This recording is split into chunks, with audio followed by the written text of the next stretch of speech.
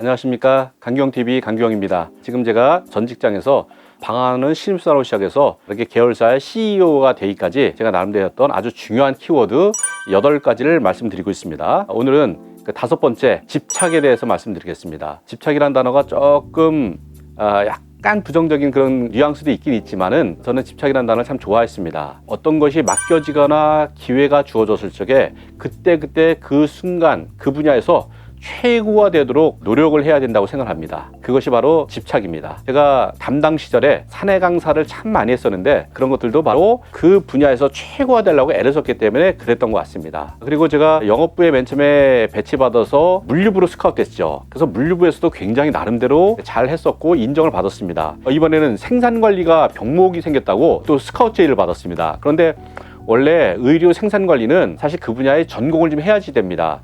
뭐 섬유공학과가 됐든지 아니면 뭐 패션 관련된 쪽이라든지 그런 쪽을 전공을 해야 되는데 저는 전공이 영문학인데다가 전혀 그런 의류를 전혀 몰랐던 상태죠. 그럼에도 불구하고 아마 그 제 태도와 자세 때문에 아마 스카웃을 받았던 것 같아요. 그래서 제가 너무 몰랐기 때문에 이걸 어떻게 돌파를 할까 고민하다가 제가 그때부터 공부를 시작했습니다. 그때 공부했던 그 자료들이 마침 이제 남아 있습니다. 이게 뭔지 궁금하시죠? 그 당시 제가 이제 공부를 했던 내용들인데 보면은 제가 이렇게 의류 패턴을 공부를 했습니다. 그래서 다 이렇게 도안을 하고 그 다음에 여기다 이제 그 재봉, 봉제하는 방법까지도 다 이렇게 해가지고 옷을 만드는 방법을 다 배우고 또 이렇게 실제로 바지 남방 점퍼를 다 만들었습니다. 그래서 한 5벌 정도를 만들어서 끄고 다녔던 경험이 있습니다. 그래서 이 덕분에 제가 굉장히 물론 한 3개월 동안 공부를 했습니다. 3개월 동안 공부를 해서 실제로 옷을 만들어서 그 공업용 미신이 굉장히 빠르거든요. 드럭드럭 하는 걸까지 다 공부를 해서 결과적으로 제가 그 분야에서 가장 인정받는 담당 직원이 됐던 거죠. 그래서 업무의 그 끝선까지 가보는 것이 굉장히 중요한데 저는 그래서 제가 직접 하지 않아도 될 그런 일까지 공부를 한 거죠. 사실은 저 패턴 공부는 제가 할 일이 아니라 사실 기능직 분들 내지는 공장 현장에서 계신 분들이 하는 일들이죠. 근데 저는 그런 거까지 공부를 했기 때문에 공장 현장에 있는 분들하고 의사소통이 충분히 가능했었고 나름대로 패션에서는 그걸 막 한다 그러는데 이 옷본을 갖다가 이렇게 어떻게 이 배치하느냐에 따라서 원단을 갖다가 절감할 수도 있고 낭비할 수도 있습니다. 그래서 이 절감을 하면 1년에 1,000만 원에서 수억이 왔다 갔다 합니다. 근데 저는 그 패턴을 갖다 공부를 했기 때문에 그 시접이 몇 센치인지 그걸 다 알기 때문에 그걸 갖다가 이렇게 절감할 수 있는 그 노하우가 있었기 때문에 나름대로 원가 절감을 잘 할 수 있었고 또 납기도 잘 맞출 수 있는 그런 계기가 됐었습니다. 그 다음에 그걸로 끝났던 것이 아니라 저는 그때 그 일을 할 적에 강의안을 만들었습니다. 그 당시 그런 강의안이 없었는데 왠지 모르지만은 제가 이 난방 담당직으로는 난방에 대한 준비를 했었고 바지를 만들 적에는 바지에 대한 강의안을 준비했었고 그렇게 만들었는데 진짜 그게 강사된 거 아십니까? 놀라울 정도로 그래서 제가 꽤 많은 강의를 했었는데 주로 우분 강사라든가 가죽 제품에 대한 강사라든가 생산 직능 강사라든가 영업 직능의 강사라든가 전문직 강사라든가 신입사원 강의라든가 또 ES 강사라든가 바인더 사용법 강의라든가 마인드맵 이렇게 한 10대까지의 강의를 갖다 다 하게 됐고 그다음에 제가 했던 강의를 또 제 조수에게 또 이렇게 넘겨주고 그다음에 전도 높은 걸로 올라가고 그런 식으로 해서 항상 저희 팀에서 굉장히 인기가 많았습니다. 저희 팀에 올라고 하는 좀 빡셌지만은 저한테 배우려고 했던 직원들이 많이 있었던 것 같아요. 그래서 그 당시 자료를 이렇게 찾아보니까 제가 한 지금 20-30년 전에 얘기를 하는 겁니다. 찾아보니까 나름대로 이렇게 바인더에 남아있는 게 있더라고요. 제가 그때 이게 주임 때입니다. 그 당시는 이제 그 산에서 강의를 하면은 강사비는 아니었지만은 도서 상품권 정도 한두 개 정도 주는 근데 거기에 아마 이렇게 조금 메시지 쓸 수 있는 게 있었던 모양이에요. 그래서 여기다가 그 당시 보면은 강규영 주임님 바쁘시고 힘들 텐데 강의를 위해 애써주심을 진심으로 감사드립니다. 항상 건강하시고 행복하세요. 영업 직능 교육팀들이 뭐 교육부들이 해서 이제 본사라든가 팀들에서 이렇게 저한테 강의를 딱 꽤 많이 줬습니다. 이 주임 때 그다음에 이거는 대리 때 또 이거는 뭐 과장 때 꽤 많은 그 감사 카드가 이렇게 많이 있었는데 그래서 저는 정상적으로 제 일을 하면서 꽤 많은 강의를 했던 그런 것들이 다 아직도 남아 있습니다. 그리고 그 당시 만들었던 나름대로 제 강의안이 아직까지 남아 있습니다. 그래서 보시면은 이게 다 그 당시 강의안들입니다. 강의안들 또 뭐 다른 아이템들 강의안들 그런 거 난방 뭐 이런 것들 그다음에 뭐 제품에 관해서 또 이렇게 강의안들 또 여러 가지 또 뭐 니트에 관한 것들 뭐 이렇게 다양한 종류의 강의 가죽에 관한 것들 이 가죽에 관한 강의안들도 그 당시 노하우가 없어서 굉장히 현장에 쫓아다니면서 공장 쫓아다니면서 진짜 야단 맞아가면서 노하우 다 습득하고 배워서 그룹 전체의 담당자들한테 제가 강의했던 내용들인데 이런 것들이 아직까지 이렇게 남아 있습니다.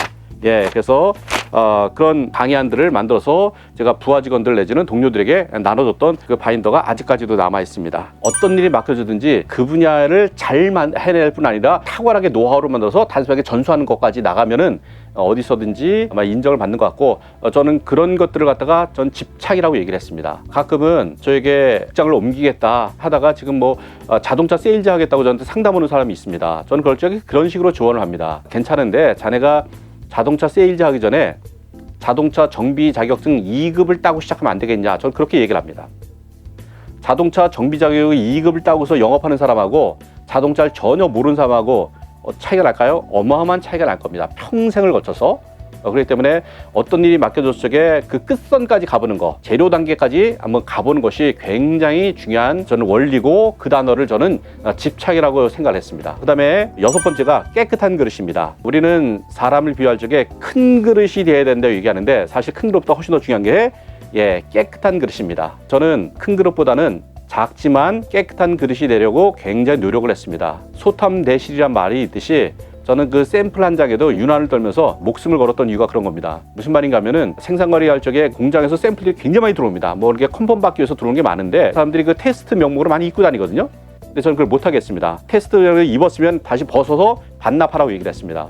얘기했죠. 그 샘플이 자네 때문에 생긴 거야? 회사 때문에 생긴 거야? 그래서 회사 때문에 생긴 거라면은 그거는 회사 거야. 그래서 갑집을 해야 된다고 얘기를 했습니다. 그래서 저는 샘플들을 다 모았다가 하다못해 100원, 200원, 500원을 받고서라도 제가 판매를 했습니다. 다 모아놓고서 전체가 다 기회를 줬습니다.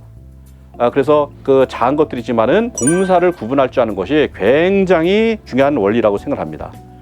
한 번은 제가 그 당시 담당 시절에 제가 맡은 금액이 430억입니다. 판매가로 430억어치 물건을 맡는데 서울, 부산, 대구에 공장을 수십 개를 돌리잖아요.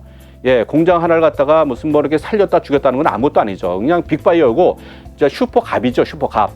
근데 저는 갑일적에 을처럼 살았고 을일적에는 갑처럼 살았습니다. 그래서 공장에 요만큼도 폐해 안 끼쳤고 구두 티켓 한 장 받은 적이 없습니다. 그 당시는 리베이트 받는 것이 관행이었었습니다.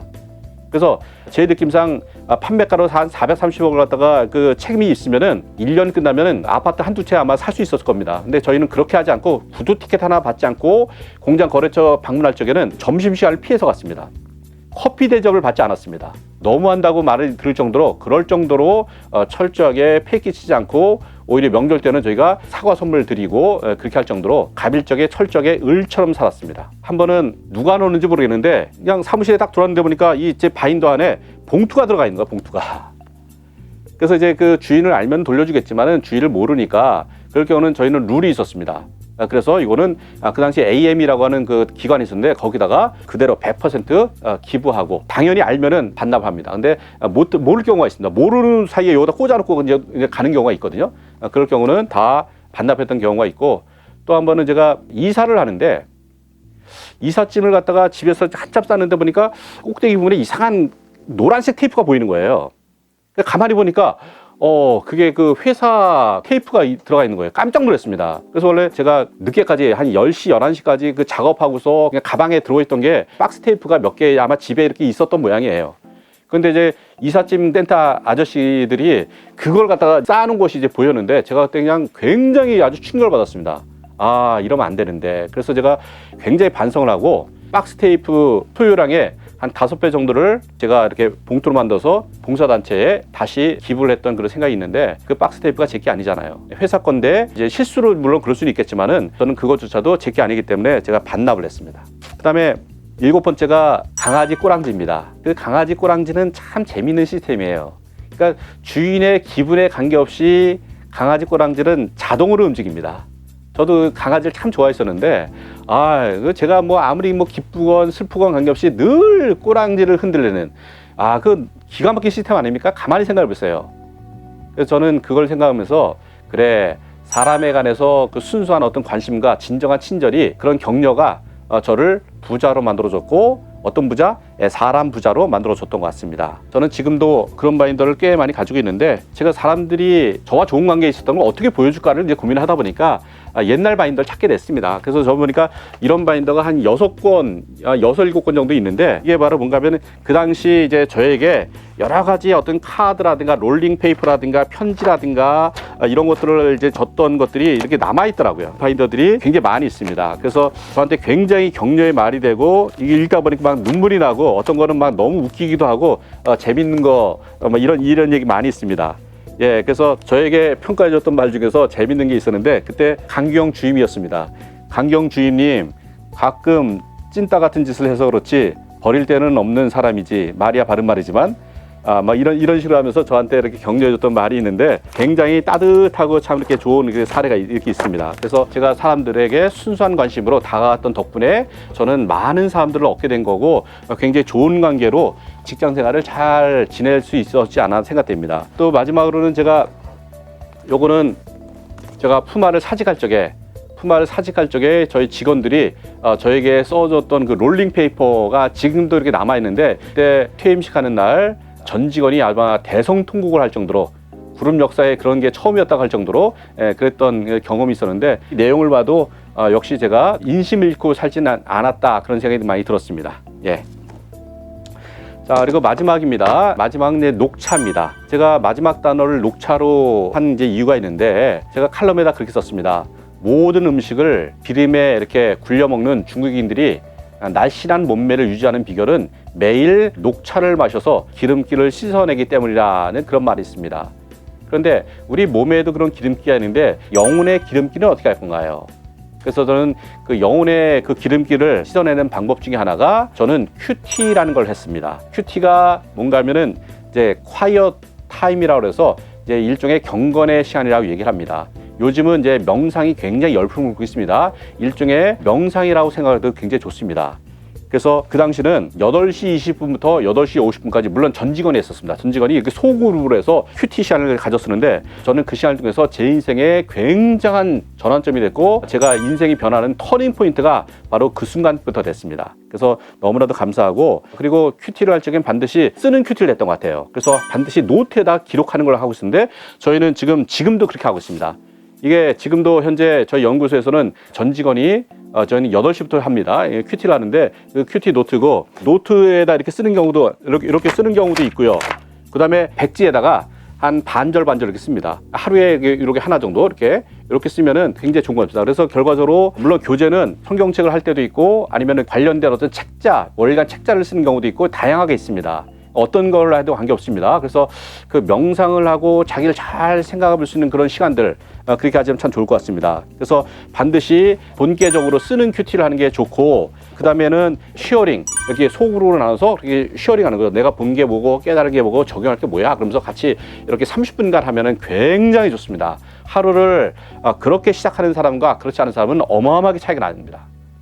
그래서 저는 명상이라든가 큐티 반드시 제가 권면을 드립니다. 그리고 큐티가 콰이어트 타임인데, 관련된 책이 또 콰이어트라는 책이 또 있습니다. 물론 이건 명상이 하는 책은 아닙니다. 아마 좀 내성적이고 좀 소심하고 좀 조용한 성격, 이런 걸 갖다가 콰이어트라는 책을 썼던 것 같은데, 그래서 이런 책들도 있고요. 그 다음에 참고로 내가 뭐 종교가 있든 없든 관계없이 콰이어트 타임을 하기 가장 좋은 책 중에 하나가 바로 이 책입니다. 커피 한 잔의 명상으로 10억을 번 사람들이 하고 있는데, 조셉 머피 박사가 이런 분야의 최고의 권위자인데, 그분이 쓴 책이 두껍고 좀 어려워요. 근데 거기에 일본인 학자가 굉장히 쉽게 이렇게 짤막짤막하게 하루치 명상하기 좋게 이렇게 만들어 놨습니다. 그래서 책을 통해서 자기의 의식 밑에 있는 잠재의식을 움직이는 굉장히 중요한 책이 바로 이 책이라 생각돼서, 올해 이 책을 통해서 내 인생을 다시 한번 바꾸고, 매일매일 아침마다 큐티를 통해서, 명상을 통해서 나를 다스리고 나를 갖다가 생각하는 그런 시간들을 많이 갖는 시간이 됐으면 참 좋겠습니다. 그래서 마지막 시간에 우리의 육체를 관리를 잘하듯이 우리의 마음과 우리의 영혼도 잘 관리할 필요가 있다고 생각해서, 저는 영적인 내지는 정신적인 그 기름기를 제거하는 데 가장 좋은 것이 바로 명상 내지는 큐티 내지는 감사 노트 쓰는 시간, 이런 시간들이라고 생각합니다. 그런 것들을 통해서 또 하루를 시작하고 또 하루를 잘 마무리했으면 좋겠습니다. 고맙습니다.